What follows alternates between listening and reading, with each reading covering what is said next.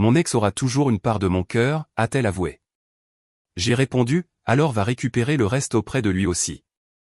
Le regard qu'elle a eu quand je ne l'ai pas poursuivi valait de l'or. J'aurais dû savoir que quelque chose n'allait pas quand Miranda a commencé à poser des questions hypothétiques sur les âmes sœurs et les affaires inachevées pendant notre routine de café du matin.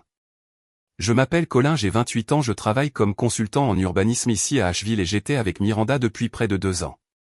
C'était cette représentante pharmaceutique dynamique qui pouvait se frayer un chemin dans n'importe quel cabinet de médecin et qui arrivait à rendre fascinantes des feuilles de calcul sur les interactions médicamenteuses quand elle me parlait de sa journée. Nous avions construit cette vie confortable ensemble, le genre où vous commencez à planifier des voyages d'anniversaire 3 mois à l'avance et à vous disputer pour savoir s'il faut prendre le câble premium ou simplement s'en tenir au service de streaming. Je pensais que nous étions solides, que nous construisions quelque chose de permanent, que nous regardions peut-être même des bagues de fiançailles après notre prochain voyage à Yellowstone que je planifiais depuis janvier. Puis elle a lâché la bombe un mardi soir alors que j'examinais des propositions de zonage pour un nouveau projet de logement durable. Colin, je dois te dire quelque chose et je ne veux pas que tu t'énerves. J'ai immédiatement levé les yeux de mon ordinateur portable sachant que cela n'allait pas être à propos de qui devait sortir les poubelles. Qu'est-ce qui se passe ? Et je demandais en mettant complètement de côté mon travail parce que Miranda avait ce regard, celui où elle avait répété tout ce qu'elle allait dire. J'ai beaucoup pensé à nous, à mon passé, à savoir si je suis complètement honnête avec moi-même et avec toi. Elle s'est assise en face de moi, les mains jointes comme si elle livrait un diagnostic médical. J'ai toujours des sentiments pour Wyatt. Wyatt, son ex d'il y a 2 ans, l'instructeur d'escalade qui avait pratiquement vécu dans sa camionnette et traitait les relations comme des partenaires d'escalade occasionnels que vous abandonnez quand une meilleure voie s'ouvre. D'accord, et je dis lentement. Quel genre de sentiment ? Je pense qu'il y a encore un morceau de mon cœur avec lui et je ne peux pas avancer avec nous tant que je n'ai pas de clarté émotionnelle sur ce que cela signifie. La façon clinique dont elle l'a dit m'a retourné l'estomac. Ce n'était pas une confession au hasard née de la culpabilité ou de l'alcool. C'était calculé. Alors qu'est-ce que tu dis exactement ? Et je demandais. Je pense que nous devrions faire une pause pour que je puisse comprendre mon cœur. Ce n'est pas juste pour toi de continuer à construire quelque chose quand je ne suis pas complètement présente. 3 semaines avant notre voyage à Yellowstone. 3 semaines avant ce que j'espérais être le moment parfait pour faire ma demande en mariage. Cependant, je n'avais pas encore acheté de bague parce que j'économisais pour la parfaite. Combien de temps cette pause est-elle censée durer ? Et je demandais en essayant de garder ma voix stable. Je ne sais pas. Le temps qu'il me faudra pour avoir une conclusion. Elle a tendu la main sur la table comme si elle allait prendre la mienne puis a semblé y renoncer. C'est une question de croissance personnelle, Colin. J'ai besoin de comprendre ses sentiments avant de pouvoir m'engager pleinement envers qui que ce soit. Croissance personnelle. Cette nuit-là, après qu'elle soit allée chez son amie pour me donner de l'espace pour digérer, je n'ai pas pu dormir. Je n'arrêtais pas de rejouer des conversations cherchant des signes que j'avais manqués, me demandant si j'avais été aveugle à son malheur. Vers 2 heures du matin, je me suis levé pour prendre de l'eau et j'ai remarqué que son ordinateur portable était toujours ouvert sur le comptoir de la cuisine connecté à son compte Facebook. Je ne suis pas fier de ce que j'ai fait ensuite, mais j'ai regardé et ce que j'ai trouvé expliquait tout. Des mois de messages privés avec Wyatt via un forum d'escalade dont je n'avais jamais entendu parler. Des messages qui ont commencé assez innocemment le félicitant pour une réussite en escalade puis sont devenus progressivement plus personnels. Le mois dernier, ils étaient devenus des affaires émotionnelles à part entière déguisées en planification d'aventure en plein air. Colin a été super, mais j'ai l'impression de vivre la vie de quelqu'un d'autre, avait-elle écrit. Tu te souviens à quel point je me sentais vivante quand nous étions ensemble ? Comme si je pouvais conquérir n'importe quelle montagne. Ses réponses étaient de la manipulation de Manuel lui disant qu'elle méritait quelqu'un qui comprenait son esprit sauvage et que se contenter de la stabilité n'était que de la peur se déguisant en maturité. L'échange le plus récent datait d'hier. Vol réservé pour jeudi. J'ai hâte de te revoir. Le Colorado va te rappeler qui tu es vraiment. Elle avait déjà prévu de lui rendre visite à Boulder tout en me servant des phrases sur le besoin de temps pour comprendre son cœur. Quand je l'ai confrontée le lendemain matin, elle n'a rien nié. J'allais te parler du voyage a-t-elle dit, ce qui était manifestement un mensonge. C'est exactement pourquoi j'ai besoin de cette pause, Colin. Tu vérifies mes messages, tu agis de manière possessive. Wyatt ne ferait jamais ça. Wyatt ne ferait jamais ça. Parce que Wyatt ne se soucie assez de personne pour se sentir possessif et je répondu. Ce n'est pas ce que je veux être. Ce que tu veux c'est avoir ton aventure sans être honnête à ce sujet et je dis. Si tu as besoin d'aller te trouver avec ton ex-petit ami alors vas-y. Mais n'insulte pas mon intelligence en appelant ça de la croissance personnelle. Elle est partie le lendemain prétendant que je ne la soutenais pas dans son voyage de découverte de soi comme si j'étais censé financer joyeusement ses retrouvailles avec son ex et la remercier pour ce privilège. Avec le recul j'aurais dû remarquer les changements plus tôt. Mais quand vous vivez avec quelqu'un tous les jours les changements se produisent progressivement jusqu'à ce que vous réalisiez soudainement que la personne à côté de vous est devenue une étrangère.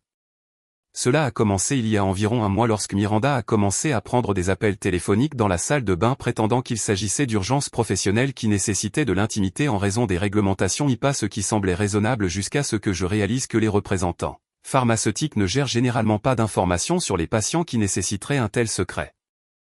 Ensuite il y a eu l'intérêt soudain pour l'équipement de plein air, la navigation sur le site web de RUI pendant des heures et des questions désinvoltes sur les harnais d'escalade et les vestes techniques expliquant cela comme une envie d'essayer de nouvelles activités ensemble même si elles n'avaient jamais montré d'intérêt pour quelque chose de plus aventureux que la randonnée sur les sentiers faciles autour d'Asheville.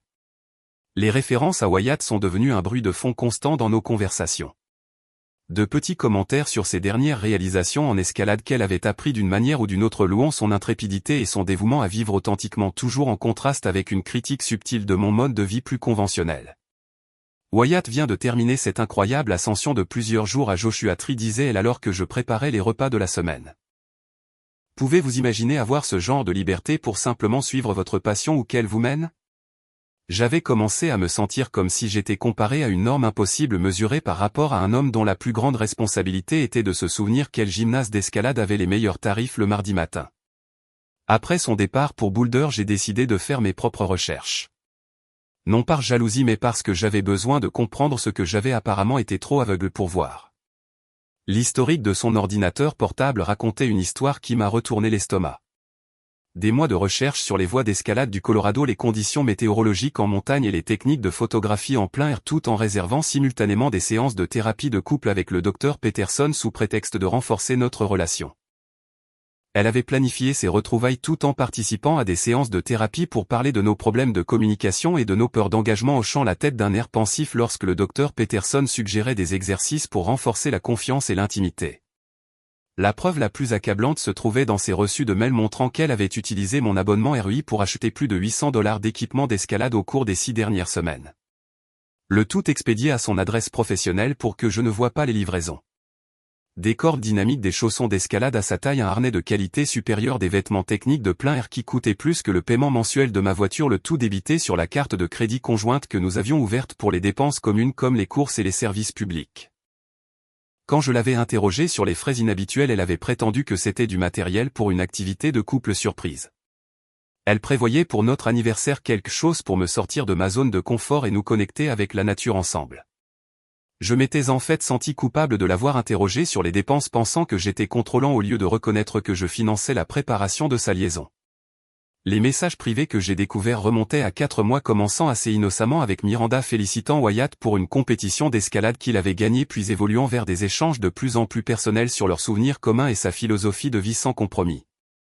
Je regrette de ne plus me sentir spontanée, avait-elle écrit. Colline, super, mais tout doit être planifié et analysé. Parfois j'ai l'impression d'étouffer dans toute sa stabilité. Ces réponses étaient parfaitement conçues pour nourrir son insatisfaction, lui disant que la sécurité n'était qu'un autre mot pour se contenter que son travail en entreprise et sa relation domestique tuaient l'esprit aventureux dont il était tombé amoureux des années auparavant. Tu étais intrépide, avait-il écrit. Ne laisse personne te convaincre que jouer la sécurité est la même chose qu'être heureux.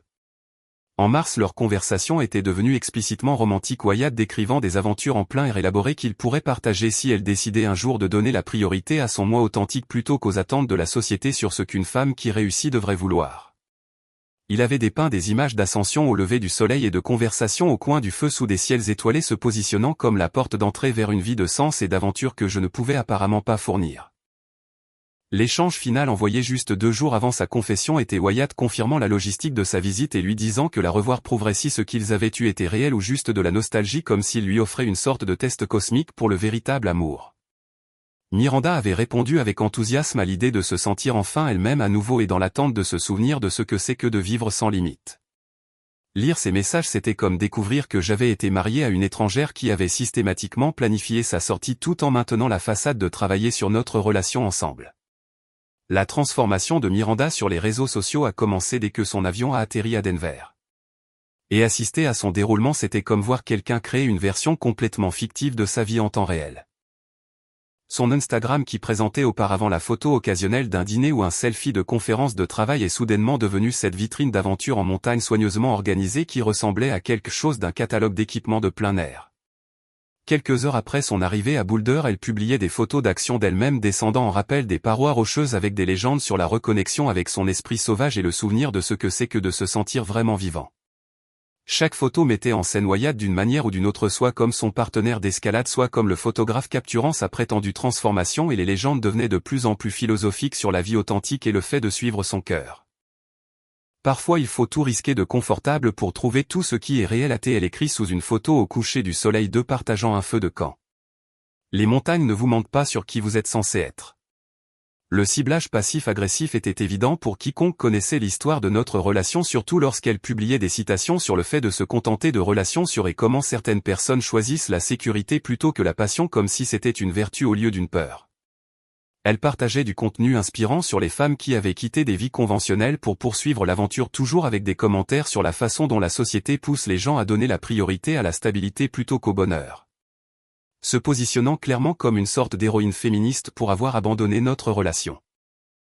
Les publications les plus exaspérantes étaient celles où elle positionnait Wyatt comme son guide spirituel, louant sa sagesse sur la vie sans regret et sa capacité à voir à travers le conditionnement social qui maintient les gens piégés dans des situations insatisfaisantes.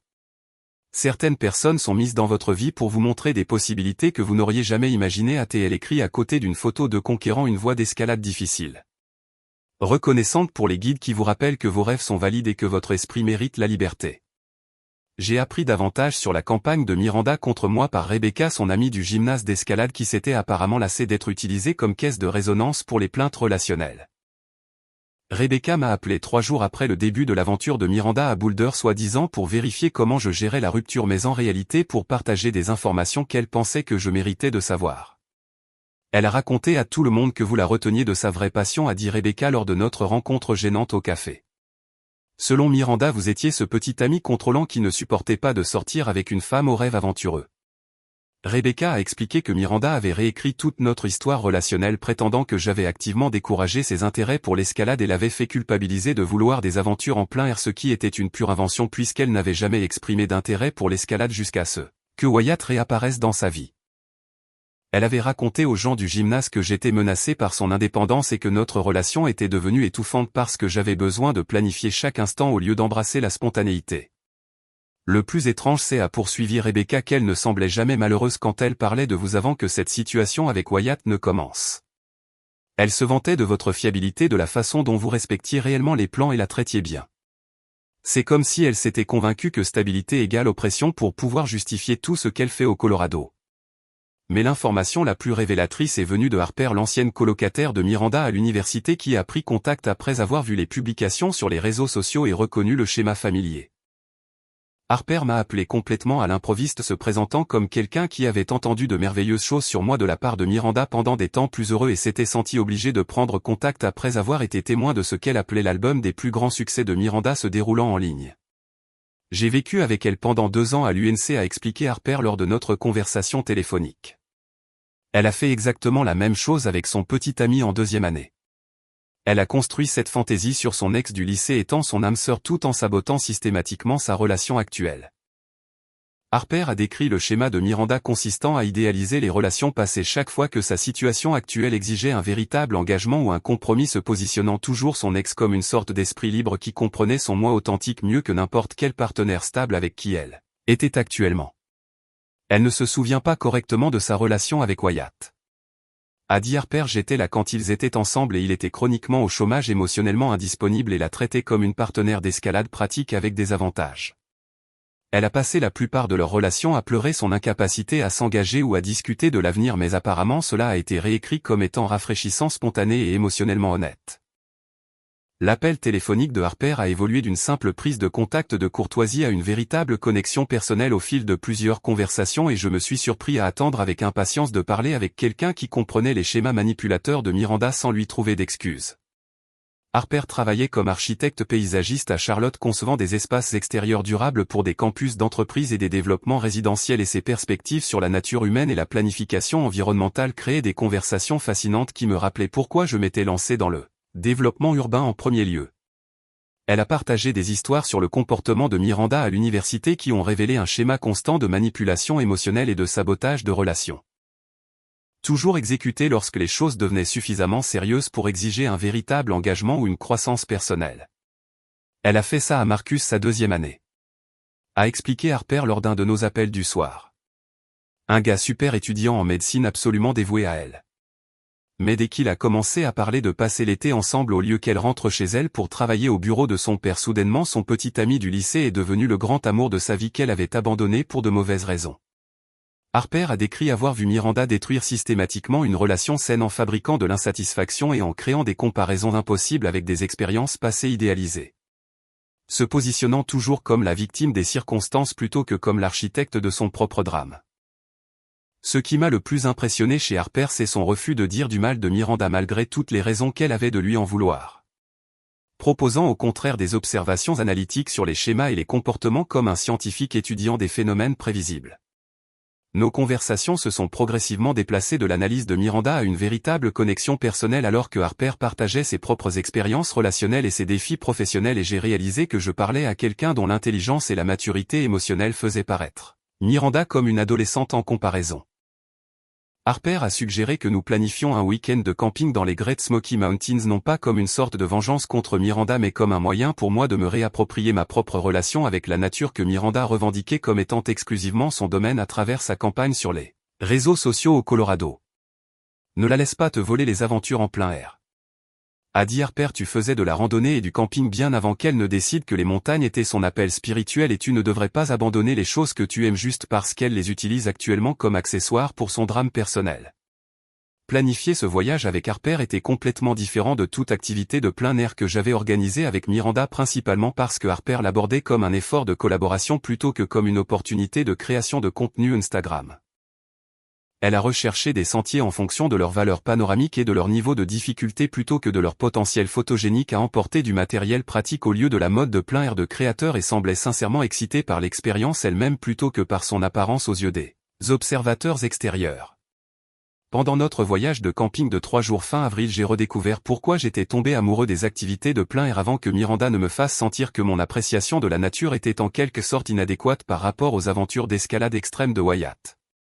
Harper et moi avons parcouru des sentiers modérés pendant la journée, préparé des repas simples sur notre réchaud de camping et passé les soirées à parler de tout des pratiques de développement durable aux souvenirs d'enfance des voyages de camping en famille. Des conversations qui semblaient naturelles et non forcées au lieu d'être jouées pour la documentation des réseaux sociaux. Lors de notre dernière nuit alors que nous étions assis autour du feu de camp à regarder les étoiles apparaître dans le ciel clair de la montagne, Harper a mentionné quelque chose qui a complètement changé notre dynamique. Je dois avouer quelque chose à elle, dit l'air légèrement embarrassé. Je ne t'ai pas seulement appelé parce que je me sentais désolé du comportement de Miranda. Je me suis toujours demandé comment tu étais vraiment en me basant sur la façon dont elle parlait de toi pendant les bons moments. Elle a expliqué que Miranda avait passé des mois pendant leur amitié à me décrire comme ce partenaire incroyablement attentionné et fiable qui planifiait des surprises réfléchies et respectait réellement ses engagements. Des qualités que Harper trouvait attrayantes après ses propres expériences avec des hommes superficiels et égocentriques. Elle se plaignait que ses petits amis précédents n'avaient que du style et pas de substance, a poursuivi Harper. Mais ensuite elle racontait des histoires sur la façon dont vous vous souveniez des choses qui comptaient pour elle et faisiez des efforts pour la faire se sentir spéciale. Je me souviens avoir pensé qu'elle avait de la chance de trouver quelqu'un qui se souciait réellement de son bonheur. L'ironie ne m'a pas échappé que Miranda avait loué ma stabilité et ma prévenance à Harper tout en se plaignant simultanément à Wyatt que ces mêmes qualités me rendaient ennuyeux et étouffant. Adaptant apparemment son récit à n'importe quel public qui validerait ses besoins émotionnels actuels. Cette nuit-là, Harper et moi avons partagé notre premier baiser et cela a semblé la progression la plus naturelle du monde plutôt qu'une révélation romantique dramatique qui devait être documentée et analysée pour une signification plus profonde. L'éveil spirituel de Miranda au Colorado a pris fin brutalement lorsque la réalité s'est écrasée contre sa fantaisie soigneusement construite et les conséquences ont été plus satisfaisantes que n'importe quelle vengeance que j'aurais pu planifier moi-même. Selon Rebecca qui est restée en contact avec des amis grimpeurs communs à Boulder, l'ex-femme de Wyatt est revenue de son déploiement militaire en Allemagne 2 semaines après le début de la visite de Miranda, ramenant leur fille de 8 ans et reprenant immédiatement sa place dans la vie et la situation de logement de Wyatt.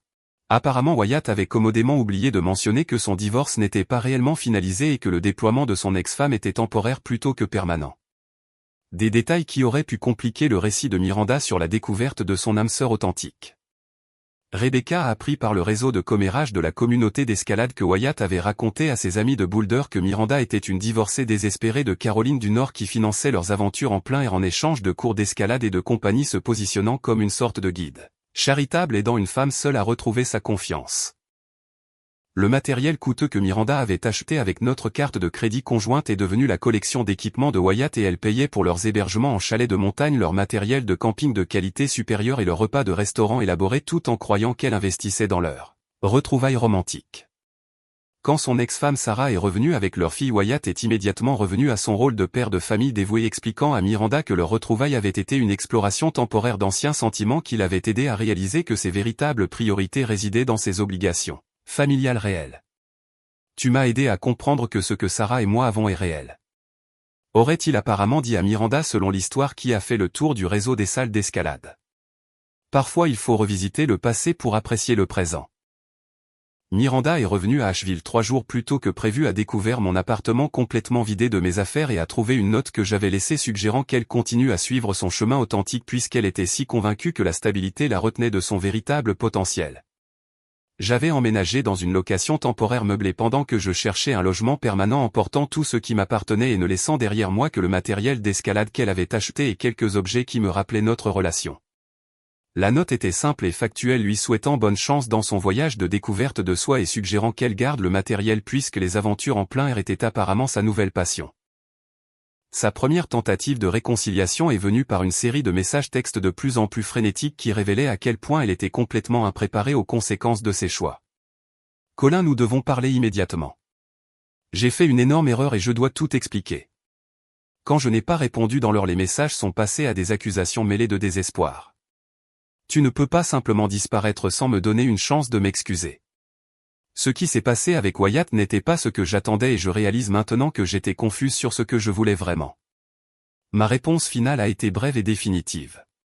Tu as obtenu exactement ce que tu as demandé. Du temps pour comprendre ton cœur sans que j'attende les résultats. Le vrai drame a commencé lorsque Miranda a découvert par notre réseau d'amis communs que Harper et moi passions du temps ensemble. Une information qu'elle a reçue à peu près aussi bien que l'on pourrait s'y attendre de la part de quelqu'un qui s'était convaincu que je me languirais pendant qu'elle explorait ses options.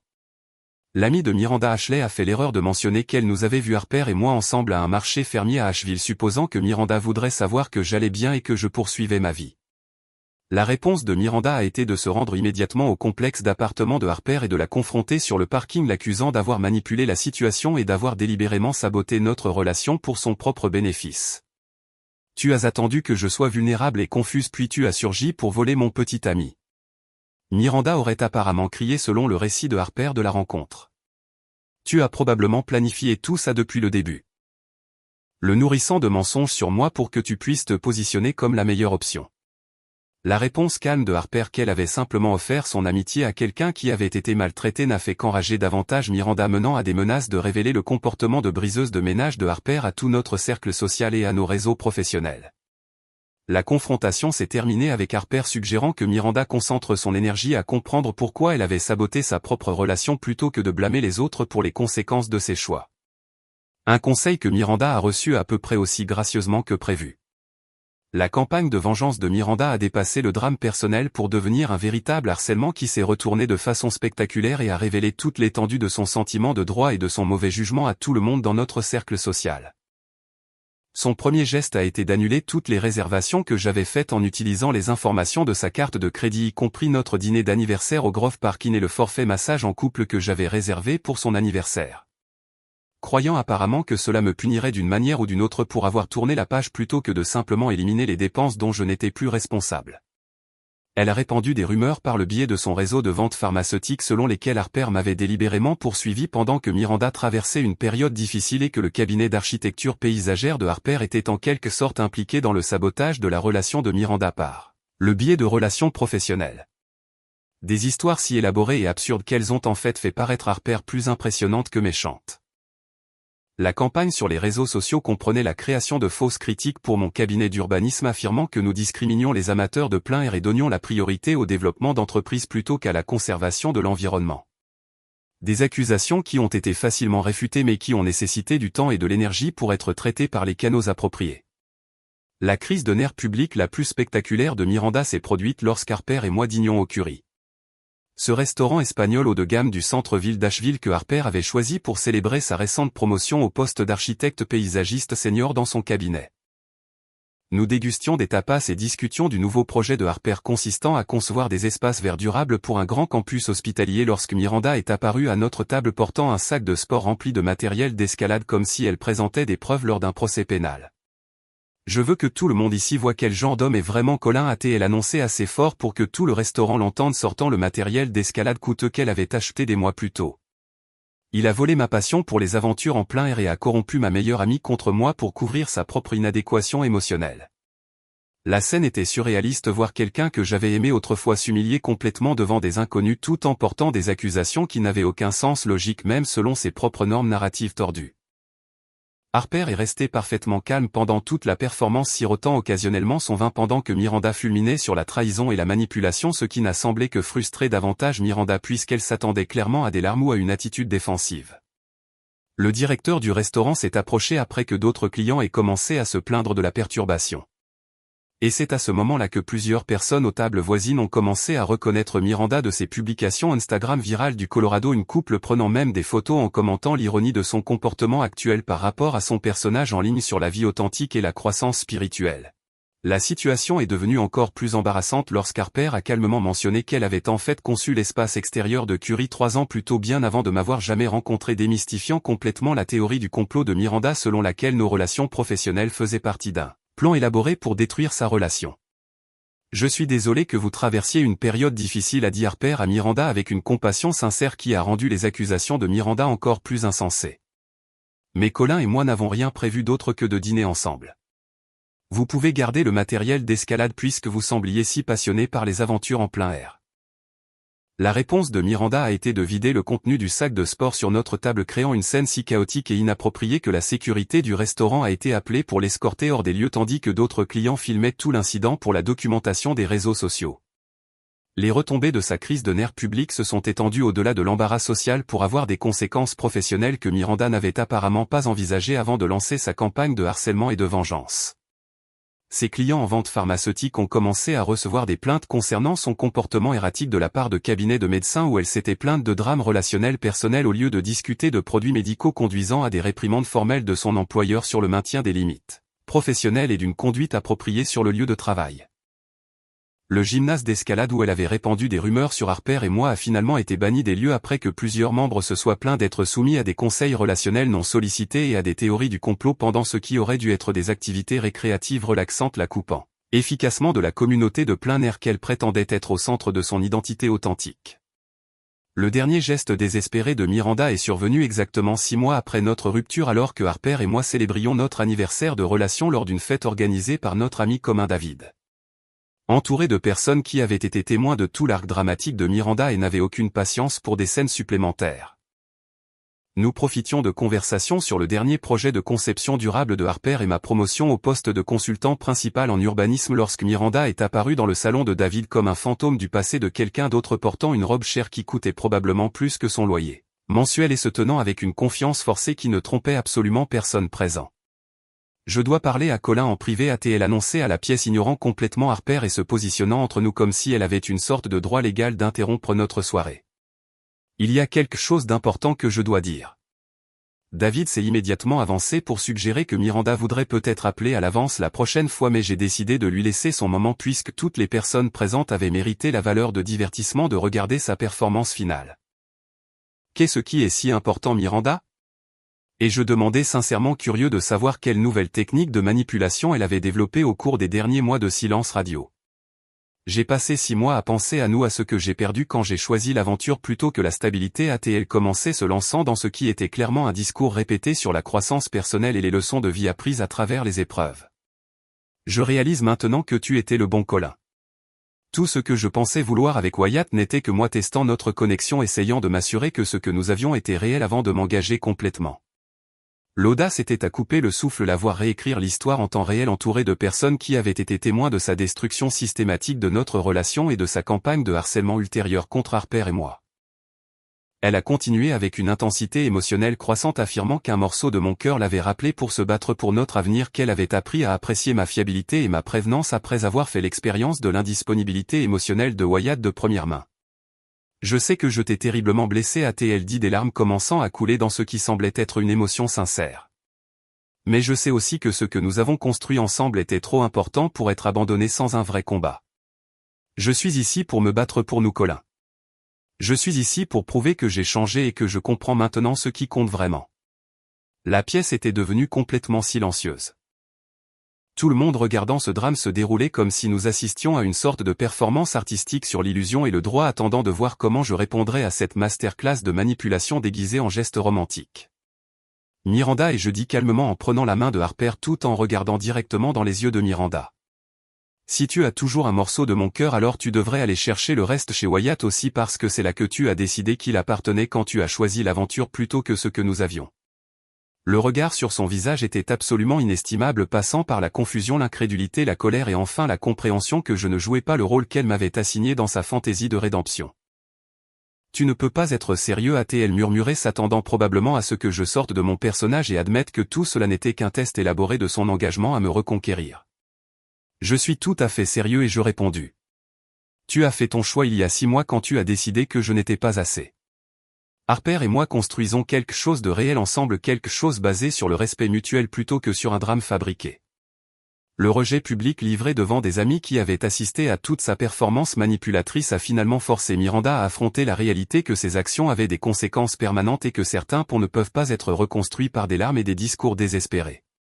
Elle a quitté la fête dans une humiliation complète. Sa sortie dramatique ponctuée par le commentaire de David qu'elle devrait peut-être se concentrer sur son nouveau passe-temps d'escalade au lieu de perturber le bonheur des autres. Une suggestion qui a provoqué des vagues de rire dans la pièce puisque tout le monde était au courant de son récent bannissement du gymnase d'escalade. En 2 mois, Miranda avait perdu son emploi de représentante pharmaceutique en raison de son comportement erratique continu et de plaintes professionnelles, avait été expulsée de son appartement pour non-paiement de loyer et était retournée dans sa maison d'enfance en Virginie rurale où ses parents pouvaient superviser son rétablissement de ce qu'il décrivait diplomatiquement comme une crise du quart de vie.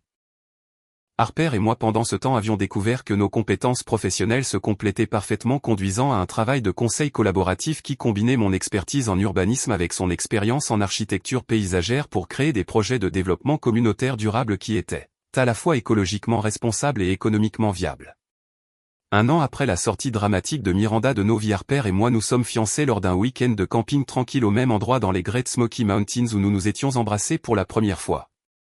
6 mois plus tard, nous avons lancé notre propre cabinet de conseil spécialisé dans les projets de logements écologiques qui donnait la priorité à la fois à la communauté humaine et à la gestion de l'environnement. Notre succès ne reposait pas sur des gestes dramatiques ou une excitation fabriquée mais sur le fondement du respect mutuel, des valeurs partagées et d'un partenariat authentique que Miranda n'avait jamais compris être possible et encore moins assez précieux pour être choisi plutôt que le frisson temporaire de l'aventure fabriquée et du drame artificiel.